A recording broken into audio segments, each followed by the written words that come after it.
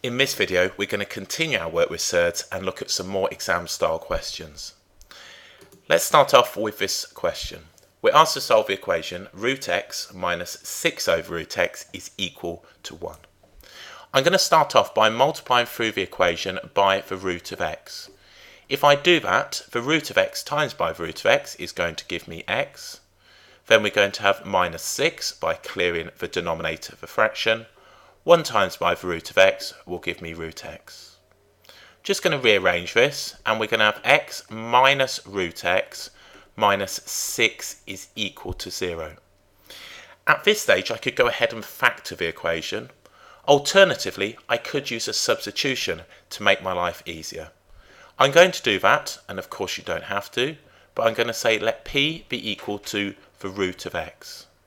So if we've got x, this is root x squared, so we can rewrite this as a quadratic equation in p. P squared minus p minus 6 is equal to 0. Solving the quadratic in p, we can say that this factors now to p minus 3, and then we're going to have p plus 2, and that will be equal to 0. So we can see that p would be equal to 3, or we'd have now that p is equal to negative 2.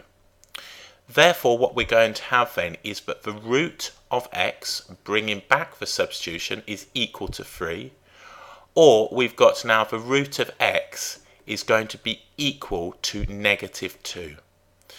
If we consider this one right here, if the root of x is equal to 3, that's perfectly fine as it's a positive value.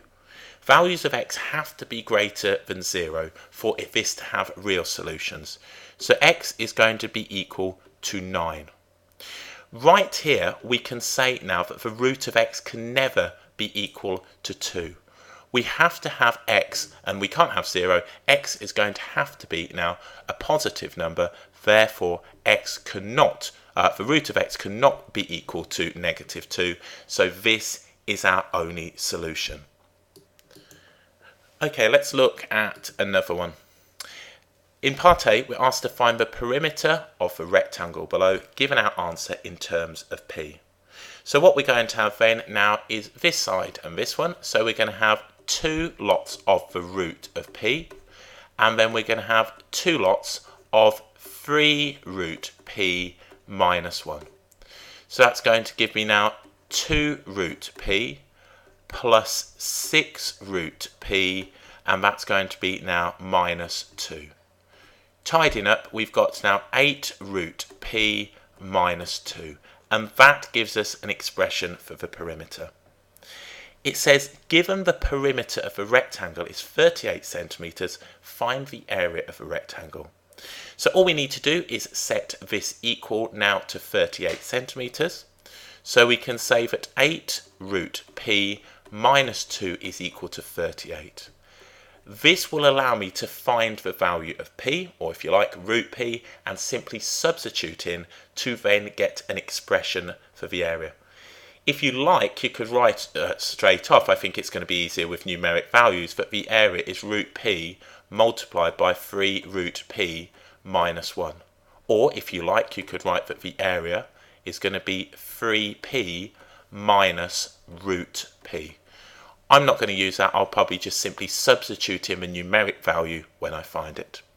So 8 root p is going to be equal to 40, adding the 2 to both sides. We've got now the root of p is going to be equal to 5, dividing both sides by the 8. And we can say now that p is going to be equal to 5 squared, which is 25. So that's what we end up with. So if you want to, you can put it in here, or you can simply go ahead and put it in here. I may as well put it in here. So what we'll have then is A is going to be 3 lots of 25, and then we're going to have minus the 5. So just using these facts, so the area is going to give me now on here, that's going to be 80 centimetres squared. Let's just say 70 centimetres squared. So that is going to give me now the area. If you want to, you can substitute these values in here. So if we think this one is going to be 5, we found that the root of p is 5. This one right here, we're going to have on here that this is going to be 3 times by 5 minus 1, so that gives us 14. So the area is going to be 70 centimetres squared. You could have simply substituted in here or written an expression here and substituted in. You didn't even need p, you could have just had root p. So that's another typical exam style question. It's a bit functional, we know the perimeter, and then we can use that fact to go ahead and find the area. Okay, the triangle ABC is shown below. A to C is root 2, we've got B to C is root 3 plus 1, and in part A we need to find an expression for AB squared. So this is Pythagoras. So what we can do is A squared plus B squared is equal to C squared. So we can say that AB squared, that is the hypotenuse, is going to be the root 2 squared plus now the root 3 plus 1 all squared. So that's going to give me on here now 2. So root 2 squared is going to give me 2. If I expand these brackets, we're going to get 3 plus root 3 plus another root 3, which is plus 2 root 3 plus now 1. So that's going to give me 6 plus 2 root 3. If you like, you could factor that. We're not asked to, and that would be 3 plus root 3 in there if you take now the 2 out. So that is an expression for AB squared. It's simply the hypotenuse of a right angle triangle squared. So all we've done is simply written now that A squared is equal to B squared plus C squared. These are the two shorter sides, and we've left the longer side of the hypotenuse in squared form. Okay, so that's that part done. In part B, it says show the area of a triangle can be written in the form root A plus root B over A, stating the values of A and B. So if we look at this, we can write now that the area is going to be 1/2 base, which is going to be root 2, and multiplied now by the height. The height is root 3 plus 1. So root 3 plus 1. So if we go ahead, now we can write this as the root of 2, and then we got the root of 3 plus 1 over 2. Multiplying out, the root of 3 times by the root of 2 is going to give me the root of 6. The root of 2 multiplied by 1 is going to give me root 2, and that is going to be over 2. So if we look right here, we can say now that A is going to be equal to 2, and then B is going to be equal to 6.